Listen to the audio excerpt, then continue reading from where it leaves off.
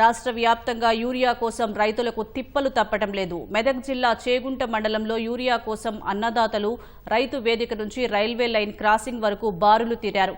నెల రోజులుగా యూరియా కొరత కష్టాలు తీరడం లేదని ఆగ్రహం వ్యక్తం చేశారు. సిద్దిపేట జిల్లా హుస్నాబాద్లో గ్రోమోర్ రైతు సేవా కేంద్రం వద్ద క్యూలైన్లలో చెప్పులు పెట్టి యూరియా కోసం ఎదురు చూస్తున్నారు.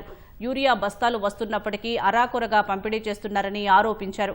ఖమ్మం జిల్లాలో పడిగాపులు కాసి విసుగు చెందిన రైతులు ఖమ్మం సత్తుపల్లి జాతీయ రహదారిపై రాస్తారోకో చేశారు. అధికారులు సర్ది చెప్పి ఒక్కో బస్తా చొప్పున పంపిణీ చేశారు. రంగారెడ్డి జిల్లా షాబాద్లో అన్నదాతలు రోడ్డుపై బైఠాయించి నిరసన తెలిపారు.